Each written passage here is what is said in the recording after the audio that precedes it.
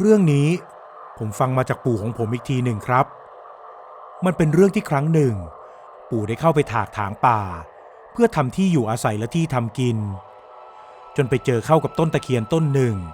พร้อมกับวิญญาณที่สิงอยู่ในตะเคียนต้นนั้นย้อนกลับไปเมื่อประมาณปีพ.ศ.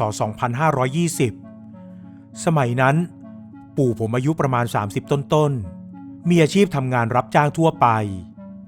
แกบอกว่าสมัยนั้นแกตัวใหญ่และแข็งแรงมากๆใครจ้างทำอะไรก็ไม่เคยเกี่ยง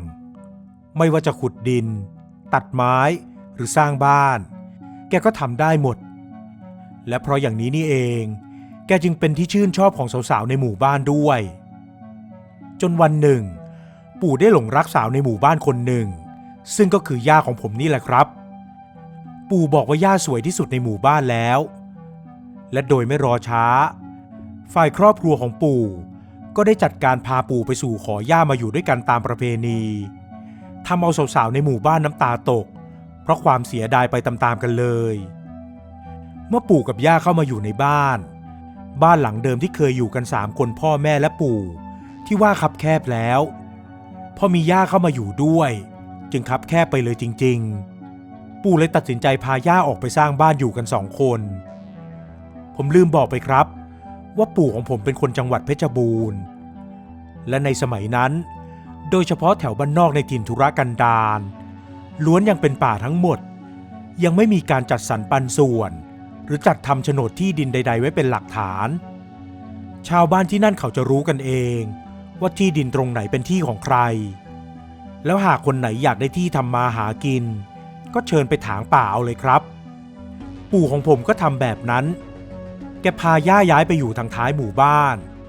โดยลงมือถากถางพื้นที่รกร้างที่เป็นป่าที่ไม่มีเจ้าของใช้เวลาไม่ถึงเดือนแกก็ถางป่าจนโล่งเตียนเป็นพื้นที่ที่สามารถสร้างบ้านหลังหนึ่งได้ด้วยตัวคนเดียวจากนั้นก็จัดการสร้างบ้านไม้ที่มุงด้วยแฝกขึ้นมา1หลังเพื่อเป็นเรือนหอครองรักของปู่กับย่าทั้งสองอยู่กันที่บ้านหลังนั้นอย่างปกติสุขเรื่อยมากระทั่งวันหนึ่งปู่คิดขยายพื้นที่ออกไปทางข้างหลังบ้านแกได้จัดการถางป่าอีกครั้งทว่าคราวนี้ก็ได้เจอเข้ากับปัญหาใหญ่เมื่อไปเจอต้นไม้ขนาด2คนโอบต้นหนึ่งตั้งตระหง่านอยู่และดูคมขลังอยู่ท่ามกลางป่าปู่บอกว่าแปลกใจมากที่ใช้ขวานจามยังไงก็แทบจะไม่เข้าแถมยางของมันที่ไหลออกมายังมีสีแดงสดๆคล้ายกับเลือดมนุษย์พอปู่ลองเอานิ้วจิ้มยางนั้นมาดมดูก็ได้กลิ่นสาบคาวเลือดจางๆด้วยซึ่งแกก็ไม่รู้ว่ามันคือต้นอะไรกันแน่นั่นแหละครับต้นตะเคียนที่ว่า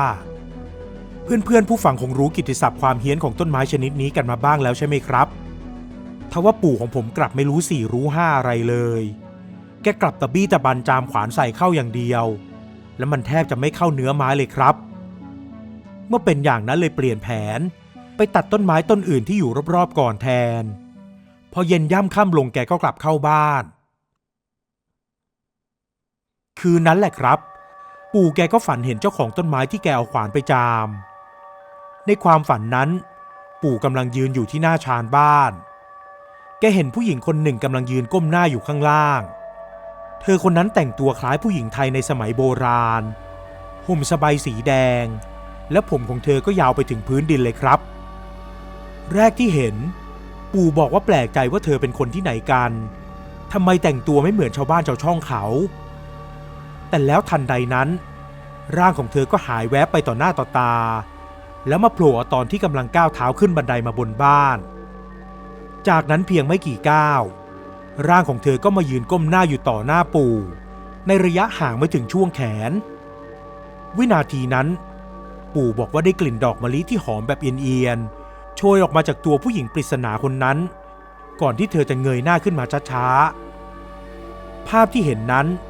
น่าสยดสยองจนทำให้ปู่ตาค้างเหมือนโดนตบหน้าแรงๆเมื่อเห็นว่าใบหน้าของเธอซีกล่างตั้งแต่ปลายจมูกลงมาเป็นรอยแผลเวอะหวะพาดขวางเหมือนกับโดนมีดพระฟันมาปู่บอกว่าแทบจะเป็นลมไปในทันทีทว่าอยู่ๆเธอก็ถลึงตาจ้องมองมาแล้วใช้มือทั้งสองบีบเข้าที่คอของปู่อย่างจังจนแกหายใจแทบไม่ออกจังหวะนั้นนั่นแหละ ที่สะดุ้งตื่นขึ้นมาจากฝันพอตื่นมาก็ต้องประหลาดซ้ำอีกรอบเมื่อเห็นว่าเมียของตัวเองหรือว่าย่ากำลังบีบคอปู่อยู่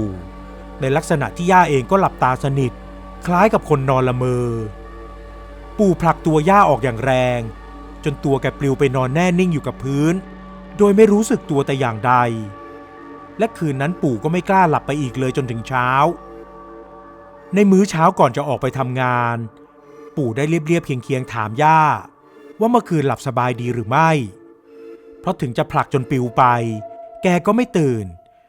แล้วก็ได้คำตอบจากย่าว่าหลับสบายดีโดยไม่ฝันอะไรเลยปู่ไม่ถามอะไรอีกแกบอกว่าในชีวิตนี้ไม่เคยฝันอะไรที่น่ากลัวอย่างนั้นมาก่อนและคิดว่าเรื่องนี้คงไม่ชอบมาพากลเสร็จแล้วเชื่อว่าต้องไปทำอะไรสักอย่างให้ผีสางนางไม้บริเวณนั้นไม่พอใจแน่ๆปู่ได้แต่เก็บเรื่องอันน่าพิศวงนี้ไว้ในใจโดยไม่เล่าให้ย่าฟังเพราะเกรงว่าย่าจะกลัวไปด้วยเมื่อปู่ออกจากบ้านไปทำงานรับจ้างแกได้แวะไปที่บ้านของตาขมผู้ที่เรียกได้ว่าเป็นผู้นำทางพิธีกรรมต่างๆอันเกี่ยวกับสิ่งลี้ลับของหมู่บ้านตั้งใจว่าจะไปเล่าฝันร้ายที่เจอให้ฟังแต่กลับไม่เจอตาขมเจอแต่ลูกศิษย์ก้นกุฏิของตาขมแทนที่ขณะนั้นเขากำลังกวาดใบไม้อยู่หน้าสำนักปู่ผมจึงรีบเดินเข้าไปหาและเล่าเรื่องความฝันให้ฟังแล้วเขาก็ทักมาตรงประเด็นอย่างจังเลยครับผู้หญิงที่เอ็งว่ามันก็แปลกๆนะว่าแต่ช่วงนี้เอ็งได้ไปยุ่งกับต้นตะเคียนหรือเปล่าได้ยินว่ากำลังถางป่าไม่ใช่เหรอแน่นอนว่าปู่ของผมไม่รู้จักต้นตะเคียนจึงได้แต่เล่าถึงต้นไม้ที่มียางคล้ายเลือดมนุษย์ให้ศิษย์ของตาขมคนนั้นฟังเขาเลยอุทานออกมานั่นไงเจอดีเข้าแล้วละเองเมื่อรู้อย่างนั้นแล้วปู่จึงได้ฝากเขาบอกตาขมด้วยว่าหากแกกลับมาก็ช่วยไปที่บ้านปู่ผมทีจะได้พาไปดูต้นตะเคียนที่อยู่หลังบ้านเพื่อหาวิธีแก้ไขกันต่อไปซึ่งลูกศิษย์ของตาขมก็รับปากอย่างดิบดีครับค่ำคืนนั้นปู่รีบปิดประตูหน้าต่างซ่อนตัวเองอยู่แต่ในบ้านพอย่าเห็นแล้วก็ทักขึ้นมาอย่างทีเล่นทีจริงทำไมพี่ถึงทำตัวแปลกๆเหมือนกลัวเจ้าหนี้มาทวงเงินพี่ทำงานมาเหนื่อยอยากเข้านอนเร็วๆน่ะรีบนอนกันเถอะปู่ได้แต่ตอบเฉยๆออกไปและหลังจากที่ทั้งสองคนเข้านอนไปแล้วแต่ยังไม่ทันจะหลับอยู่ๆปู่ก็ได้ยินเสียงเคาะประตูหน้าบ้านแกคิดว่าตาขมมาหาแน่ๆจึงรีบลุกออกจากห้องนอนมาดูทว่าเมื่อเปิดประตูแล้วกลับพบแต่ความว่างเปล่าจังหวะนั้นย่าที่นอนไม่หลับได้เดินตามออกมาด้วยแล้วพอถึงหน้าประตูปู่ก็เห็นว่าย่ายืนอึ้งเหมือนกับเห็นอะไรบางอย่างที่น่ากลัวสายตาเหม่อมองออกไปนอกบ้านตรงบริเวณที่มืดๆปู่รีบเขย่าปลุกให้ย่ารู้สึกตัวก่อนที่แกจะสะดุ้งเฮือกขึ้นมาและบอกปู่ว่าให้รีบปิดประตูก่อนและโดยไม่รอช้าปู่ก็รีบปิดประตูทันทีจากนั้นก็หันมาถามย่าว่าเห็นอะไรย่าที่ยังคงมีสีหน้าซีดตัวสั่นสะท้านไปหมดก็บอกกับปู่ด้วยน้ำเสียงที่สั่นเครือมีผู้หญิงตัวสูงๆห่มสบายตาแดงฉานยืนอยู่ต่อหน้าต่อตาเราที่นอกชานบ้านน่ะพี่ไม่เห็นเหรอพอได้ยินอย่างนั้นปู่บอกว่าใจหายแวบไปอยู่ที่ตาตุ่มเลยครับชั่วไม่กี่อึดใจต่อมาอยู่ๆก็มีเสียงเคาะประตูดังขึ้นเหมือนคนไม่พอใจจนปู่กับย่าถึงกับสะดุ้งเท่านั้นยังไม่พอยังมีเสียงเคาะตรงหน้าต่างและรอบฝาบ้านดังสับสนวุ่นวายไปหมดคล้ายกับมีคนนับร้อยมายืนล้อมบ้านแล้วช่วยกันเคาะฝาบ้านอย่างนั้นเลยครับทั้งปู่และย่าตื่นตกใจจนทำอะไรไม่ถูกได้แต่นั่งเบียดกันตัวสั่นเทิมแต่ละคนพนมมือไหว้พระสวดมนต์กันพึมพำแต่แล้วไม่กี่อึดใจก็เหมือนฟ้ามาโปรดเมื่อจู่ๆได้ยินเสียงปืนดังขึ้นที่ข้างบ้าน1 นัดพร้อมๆกับเสียงเคาะรอบบ้านได้หายเงียบไปเหมือนไม่มีอะไรเกิดขึ้นคนที่มาช่วยปู่กับย่าในคืนนั้นก็คือตาขมกับลูกศิษย์ของแกนั่นเองเหตุการณ์นั้นปู่บอกว่าตาขมกับลูกศิษย์ มาเจอเข้ากับเงาตะคุ่มของพวกวิญญาณและสัมภเวสีนับหลาย10ตัวที่เป็นบริวารของนางตะเคียนกำลังยืนอยู่รอบบ้านของปู่แต่ละตัวสูงถึงหน้าต่างบ้านขึ้นไปทั้งนั้นตัวสูงเท่าต้นมะพร้าวก็มีมันก้มลงมาทุบฝาบ้านจนเกิดเสียงดังสนั่นไปหมดตะขมที่เห็นดังนั้นจึงสวดคาถาเป่าพรวดเข้าใส่ปืนลูกซองแล้วยิงขึ้นฟ้าเท่านั้นแหละครับพวกวิญญาณสัมภเวสีมันก็อันตรธานหายไป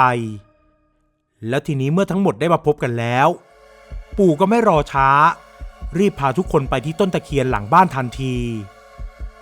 ต้นตะเคียนต้นนั้นยังคงตั้งสูงตระหง่านดูน่ากลัวใกล้โคนต้นมีรอยขวานของปู่ที่เคยจามใส่ไว้และปรากฏว่ามีน้ำยางแดงๆไหลซึมออกมาส่งกลิ่นสาบคาวเลือดคละคลุ้งไปหมดห่างออกมาปู่ได้แต่ยืนมองต้นไม้ผีนั้นด้วยความสะพรึงกลัวและขนลุกขนชันย่าเองก็เกาะอยู่ข้างหลังปู่ด้วยอาการมือไม้สั่นไปหมดมีเพียงตาขมกับลูกศิษย์เท่านั้นที่กล้าเดินเข้าไปใกล้ในระยะไม่ถึง5 ก้าวแล้วตาขมก็พูดกับต้นตะเคียนปล่อยลูกหลานเข้าไปสักครั้งเถอะนะแม่ตะเคียนเงียบไปครู่หนึ่งก็เกิดลมเย็นเยือกพัดวูบออกมาจากป่าหนึ่งละรอกทำเอาปู่หนาวสะท้านไปหมดก่อนที่จะปรากฏร่างตะคุ่มของผู้หญิงคนหนึ่งนั่งห้อยขาอยู่บนกิ่งไม้ตะเคียนนั่นสบายของนางพลิ้วสวัยไปตามแรงลมนางร้องเอื้อนทำนองเพลงไทยโบราณขึ้นมาอย่างอารมณ์ดีทว่าเสียงอันเย็นเฉียบนั้นเล่นเอาทุกคน